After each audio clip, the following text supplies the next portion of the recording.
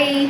நேற்று இன்ஸ்டாகிராமில் ஒரு வீடியோ பார்த்தேன். அது என்னென்னா அங்கன்வாடி ஒர்க்கர்ஸ் வந்து பொய் சொல்லி அட்டனன்ஸ் போட்டிருக்காங்க. என்னென்னா வந்தது 4 பேர் தான், ஆனால் வந்து எல்லோரும் வந்த மாதிரி அட்டனன்ஸ் போட்டு வச்சுருக்காங்க.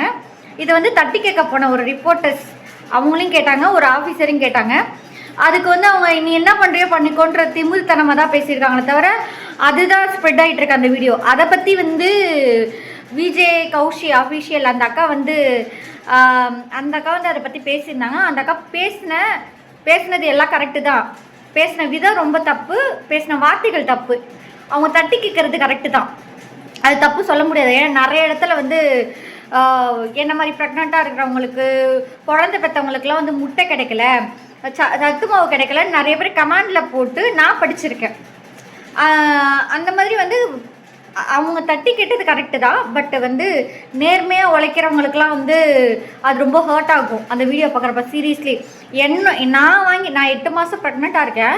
எனக்கு வந்து சத்துமாவு கொடுக்க வேண்டிய அந்த அங்கன்வாடியில் இருக்கிறவங்க ஃபோன் அடித்து எனக்கு வந்து சத்துமாவு வாங்கிக்கோன்னு வந்து சொல்லுவாங்க. அவங்க ஒர்க்கில் வந்து ரொம்ப நேர்மையாக இருக்கிறத நானே பார்த்துருக்கேன். பட் என்ன ஒரு விஷயம்னா, இந்த மாதிரி நேர்மையாக ஒர்க் பண்ணுறவங்களுக்குலாம் ரொம்ப ஹர்ட் ஆகும் அந்த வீடியோ பார்க்குறப்ப. என்ன அந்த அக்கா பேட் வேர்ட்ஸில் பேசுனது ரொம்ப தப்பு தான், ஆனால் அவங்க லேடிஸ்க்காகவும் எல்லாருக்காகவும் எவ்வளோ பேசியிருக்காங்க. அது ஸ்ப்ரெட் ஆக மாட்டேங்குது. பட் ஆனால் அந்த ஒரு விஷயம் தப்பு, அதுக்கான மன்னிப்பு அவங்க கேட்டுட்டாங்க. ஆனால் அந்த மன்னிப்பு ஏற்றுக்கிறதுக்கு மனசு கிடையாது தான். இங்கே வந்து என்னென்னா நேர்மையாக உழைக்கிறவங்களுக்கெல்லாம் வந்து ஹர்ட் ஆகும், புரியுது. பட் ஆனால் தப்பு செய்கிறவங்கள பற்றி ஏன் நீங்கள் கேள்வி கேட்க மாட்டேறீங்க? இதே வீடியோ வந்து ஏன் கேட்க மாட்டேங்கிறீங்க? உங்களால் நாங்கள் நேர்மையாக ஒர்க் பண்ணுறோம், தப்பு செய்கிற உங்களால் தான் எங்களுக்கு இந்த மாதிரி ஒரு வீடியோஸ்லாம் வருது, எங்களையும் தப்பாக தான் பார்க்குறாங்கன்னு கேளுங்க. நீங்கள் தட்டி கேட்டு வீடியோ எடுத்து போடுங்க. உங்களை பேர்ட் வேர்ட்ஸ் பேசுகிறப்ப மட்டும் ஹர்ட் ஆகுதுல்ல. பட் அதே மாதிரி உங்களோட நேர்மை வந்து ஒரு தப்பாக ஒர்க் பண்ணுறவங்கனால வந்து உங்களுக்கு நேர்மை பாதிக்குதுன்னா அவங்களுக்கு கேளுங்க.